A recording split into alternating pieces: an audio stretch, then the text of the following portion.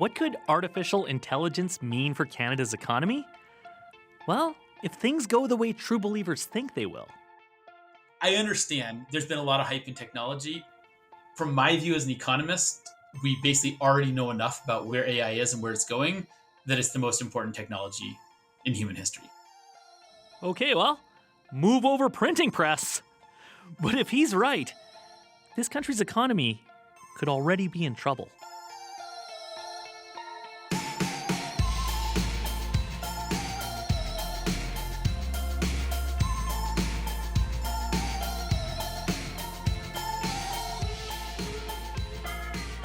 Hi, I'm Paul Haavardsrud. Welcome to The Cost of Living. Canada doesn't make microchips, and we don't plan to start. So where could that leave us in a new world of AI? Questions like that are why so many people are suddenly talking about digital sovereignty. And what do you do to pass the time? Some people knit or jog. Maybe they garden. But others churn credit cards until they rack up enough sign-up bonuses to fly around the world. Hey, everyone needs a hobby.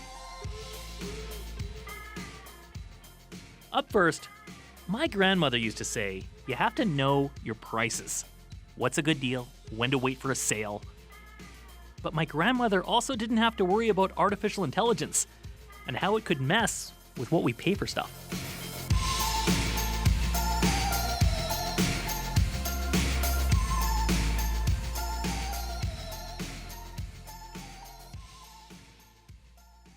Jen Keane, I think I'm remembering this correctly. You used to work at Zellers, right? I did. It was one of my first jobs. I worked in the pets and plants department. Well, so of course you remember the motto, Zellers, where the lowest price is the law. I think it's ingrained on my brain, actually. But, it's funny because that sort of thing, like the idea that a price is guaranteed, it seems sort of quaint now. Like in today's world, prices are so much harder to pin down. Concert tickets, flights, hotel rooms, they all use dynamic pricing. Right? This is when prices go up and down based on all kinds of things. Supply, demand, the time of year. Like you want to fly to Mexico during spring break, you're going to pay more.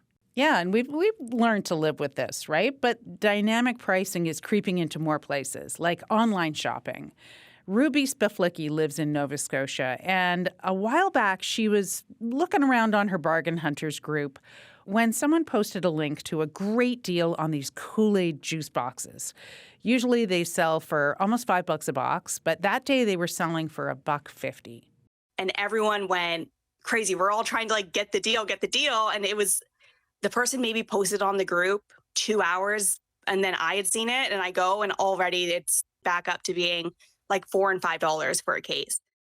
So this was like a deal. It was like 75% off, and she missed it. Yeah, that price, it was able to shoot up thanks to automated algorithms, which can move and set prices in an instant. And it's something Ruby sees a lot. It just changes so quickly based on who's buying. Once they start seeing lots of people buying it, they're going to raise the price because they can. It's all down to their algorithm, and they're seeing what's the perfect price of this product that the most people are going to buy it. So what she's talking about here sounds a lot like price discovery. This is something that happens in the stock market. It's how share prices when you buy a stock are determined. But that's the stock market. This is the grocery store. And as a grocery shopper, I got to say, this makes me feel uneasy.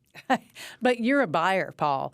From a seller's perspective, it's very efficient. Jean-Pierre Dubé teaches marketing at the University of Chicago.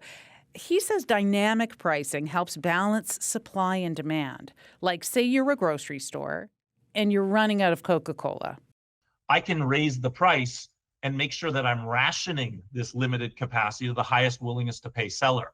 And on the flip side of that, when I have way too much stuff on my shelf that's just sitting there idly, well, I might as well lower my price because something sitting on the shelf unsold has no value to me. It only has value if I sell it, so might as well lower the price and sell it. Okay, so you're a store, you got shelves full of bananas, they're about to turn brown, you price them to move. That's right. And the quicker you can do that, the better.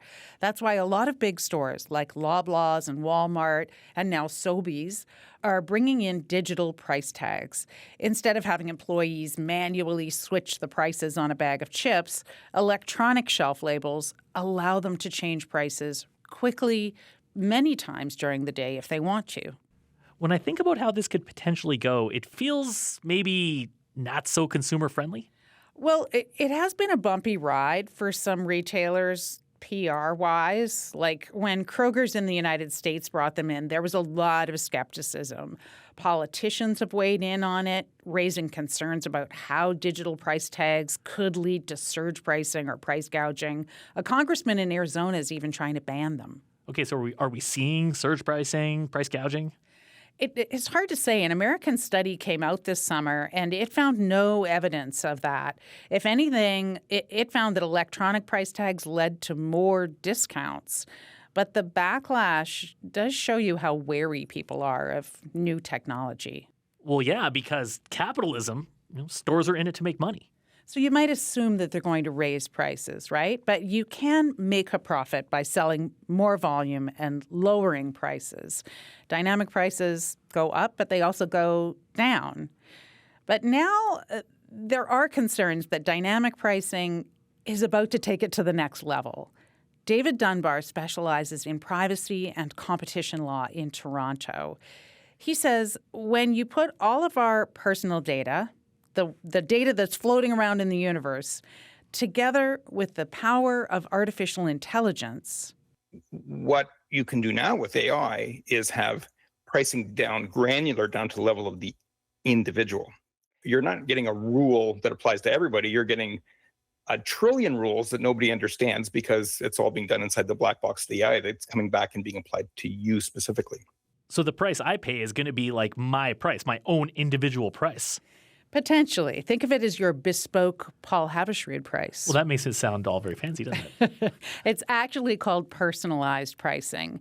So companies could use stuff like your IP address, demographic information, online behavior, and offer you a price based on this detailed understanding of you.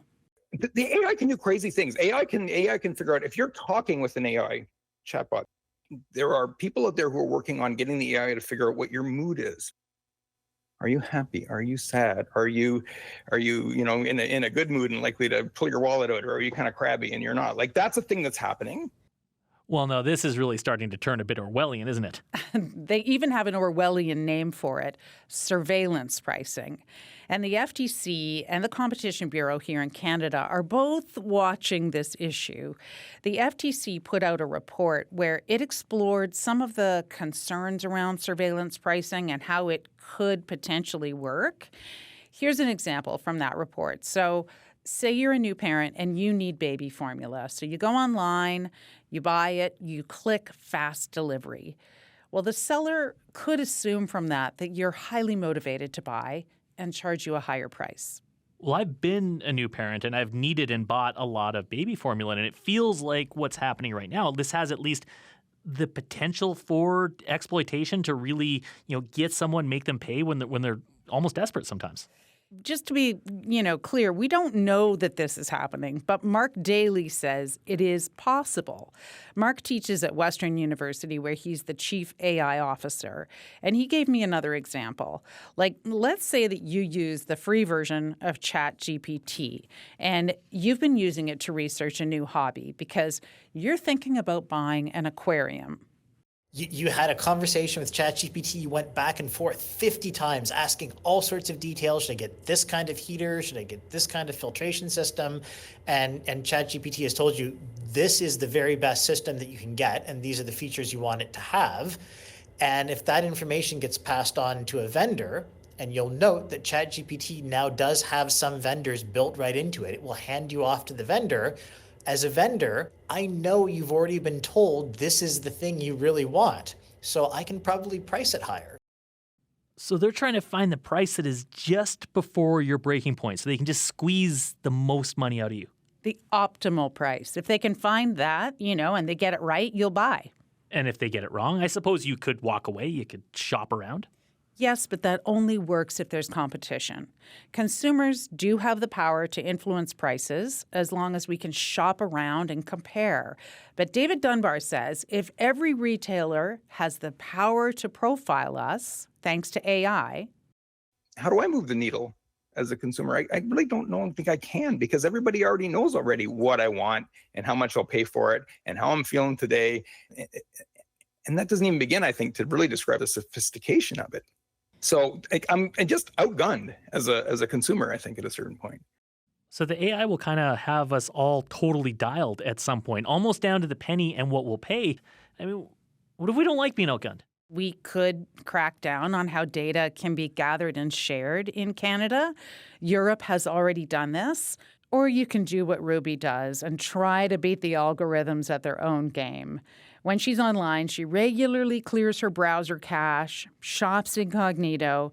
Sometimes she even changes her VPN so it looks like she's in a different province. But if she had her way, she would not have to play these games. Prices just wouldn't move up and down so fast. Because I think it's really important that I should be able to go into Loblaws, and after looking at, the prices online, the price isn't going to change because I waited an hour to get off work to do my grocery shopping. That doesn't seem like a lot to ask. What happened to the lowest price being the law? Can we just go back to the 90s? You want to jump in my time machine? If you got one, great. We'll go back. We'll pay cash. We'll listen to Pearl Jam. It's going to be awesome. Thanks, Jen. You're welcome.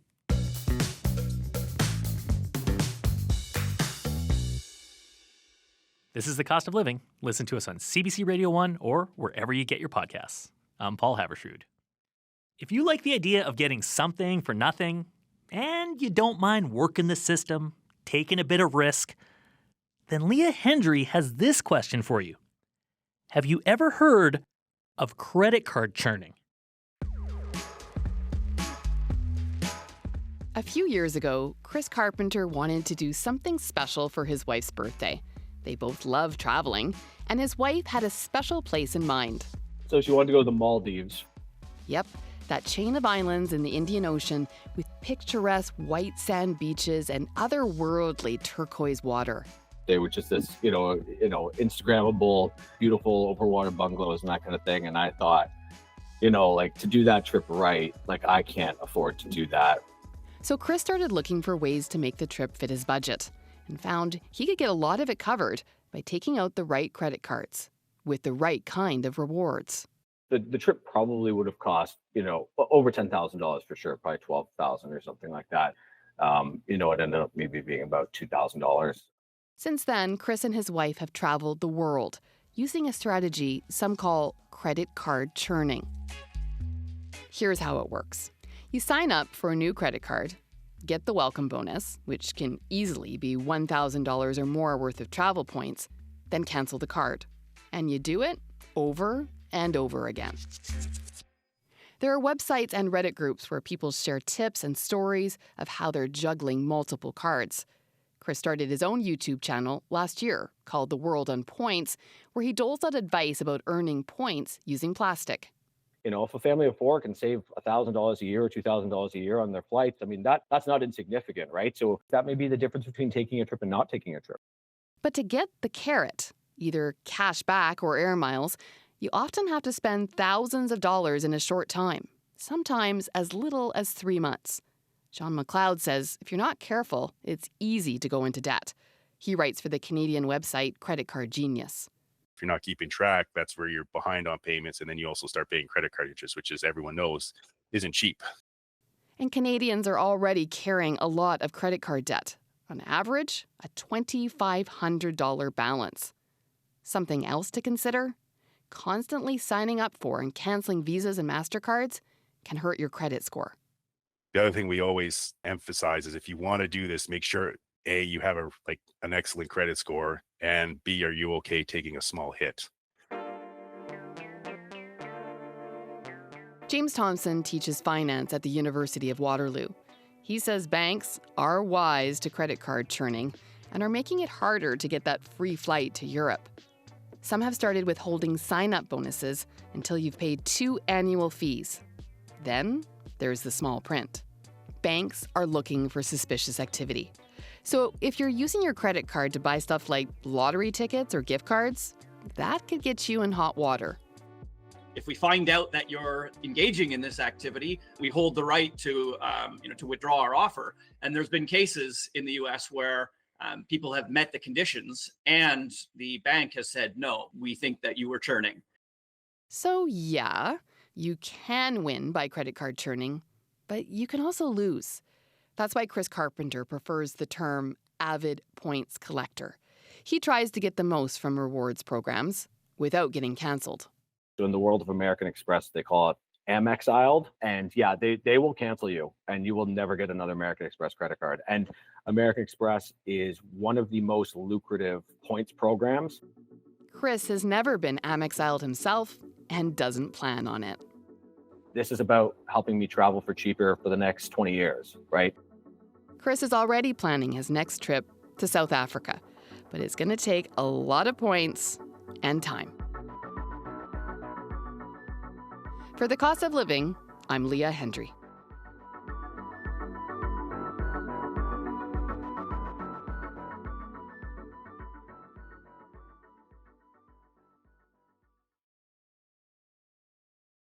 The new federal minister of artificial intelligence, Evan Solomon, just gave a speech at a tech conference. And he made a big claim. He called digital sovereignty the most pressing policy and democratic issue of our time. That's pretty heavy, but what exactly does he mean by that? Let me unpack what that means. Great. One, it means that we need a meaningful Canadian sovereign backbone, the people, the power, the compute to build the economy of the future. A digital economy that is free from coercion. Digital economy that someone else can't decide to turn off. Could someone really flip a switch and poof, there goes our computers? Maybe. And that's why digital sovereignty is now the buzziest of buzz phrases. Ottawa wants Canada to build our own cloud computing infrastructure. Its new AI strategy task force is all about digital sovereignty. Rogers, Bell, TELUS, they all want their piece of the pie. And you heard our new AI minister. He says digital sovereignty is vital to the economy. Okay. It's like sovereignty is this amorphous, kind of hot, meaningless word where we know it's good and desirable, but we're not always saying why. Vass Bednar is the head of the Canadian Shield Institute. It's a new think tank focused on the tech industry. She's happy so many people are now talking about this because in a lot of markets and a lot of systems, Canada's kind of independent only on paper. When it comes to technology, she says independence is only becoming more important, especially with AI coming on so fast. And yet, the idea of digital sovereignty is now being used so much, she worries its meaning is being watered down. The more we hear the word being used in like a kind of cheesy or tacky way to sell something, like, is this toothbrush sovereign?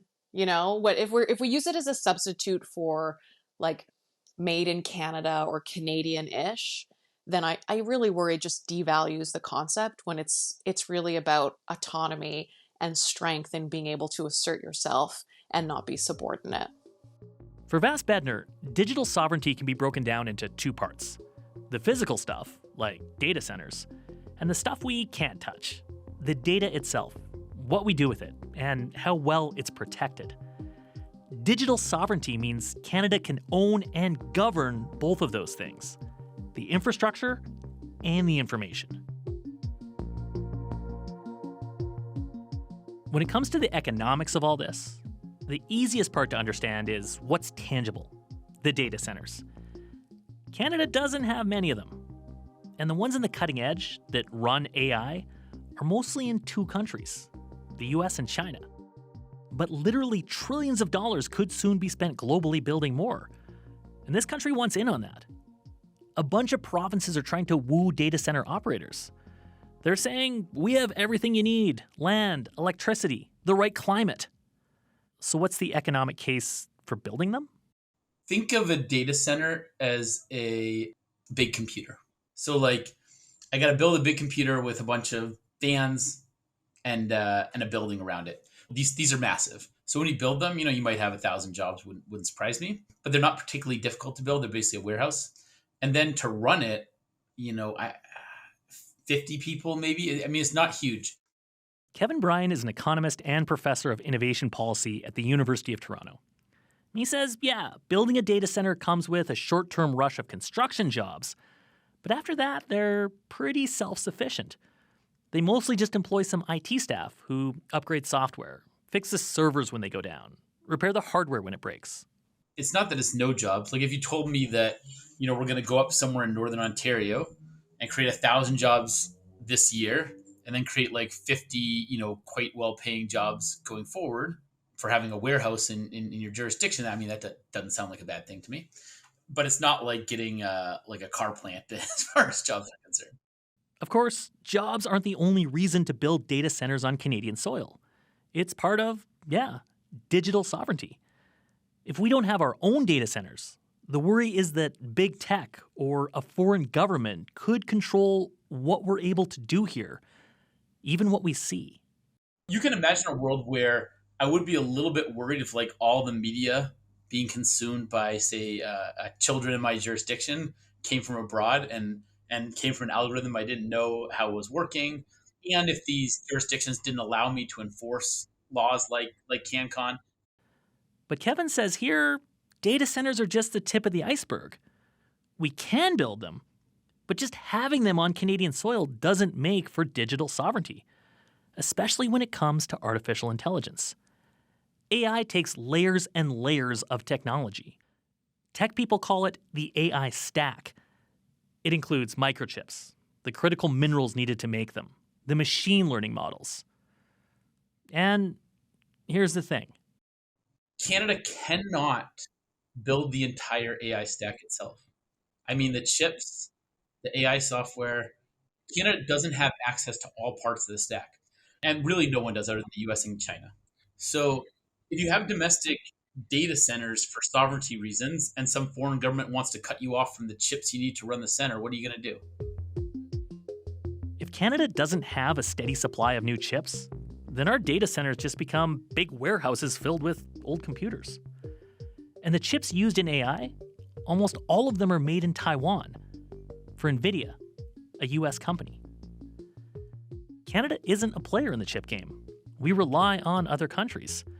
And Kevin says that makes us vulnerable, regardless of how many data centers we build here. That's the bad news. The better news? He says we do have some cards to play. If I was the Canadian government and I really cared about sovereignty, I'd make sure that Canada plays a unique role in the global AI stack through like resources or maybe through cheap energy. So you probably saw the Australian government signed an agreement with the US on rare earths. And in exchange, there's a lot owed to the US back toward Australia. So that's essentially where a country the size of Canada can ensure like sovereignty on the stack is that, look, you can't cut us off. You need us to help build up the stack also. Okay, hooray for our critical minerals and rare earth metals. They could give this country some leverage in a new AI-driven world. And Kevin doesn't just think we should be a player in AI. He says we need to be a player. If you don't adopt AI inside your firms and your scientific institutions, the alternative is not a car factory with AI or a car factory without. It's a car factory in China or a car factory in Canada. Those are the two options. Kevin is, by his own admission, an AI optimist. He thinks it could be the most important technology in human history. Not everyone agrees with him. But he says if you go to Silicon Valley and see what's happening there with AI technology like large language models, or LLMs as they're called, it goes way beyond what most of us see when we use ChatGPT. By the San Francisco standards, I'm a pessimist. But I don't really see what the reason why, the path we're on can't give us a treatment or a cure for half of major diseases in the next 10 years.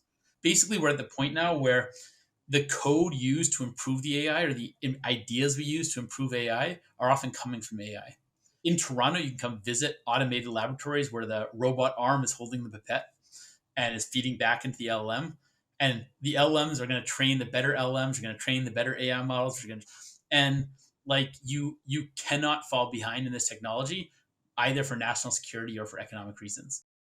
For him, the key question for Canada right now comes back to pace. How quickly will Canadian businesses adopt AI? And what will governments do to support that? He says Canada already lags the US. The more we drag our feet, he says the more that puts our economy at risk, and by extension, our sovereignty. If you believe that, if you feel the AI, as they say, then I don't know how you could come to the conclusion that's like, well, this is one of these wait and let's see and let's kind of take it slow on adoption technologies. Like, you're just asking for your industrial base to get wiped out. Okay, deep breath. We still have time to decide what to do. And big decisions are being made right now. Ottawa's new AI task force is supposed to report back within the month. That is warp speed for government work. So we could soon know what this country actually means by digital sovereignty, and whether Canada is feeling the AI.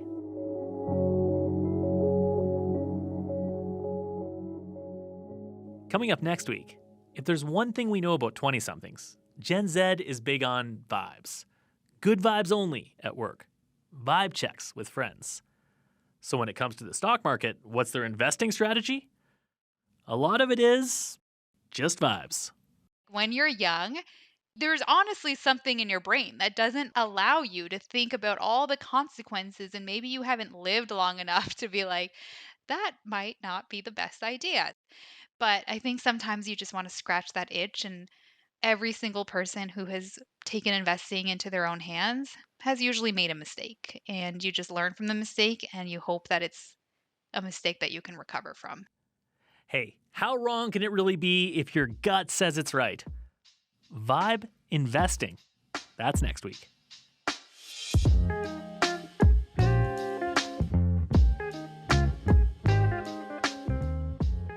That's all for the show. The Cost of Living is based in Calgary. The show is produced by Daniel Nerman, Leah Hendry, and Jennifer Keane, with help from Jeff Kynock. And if you ever hear something on the show, want to talk about it, give us a call, let us know, please do.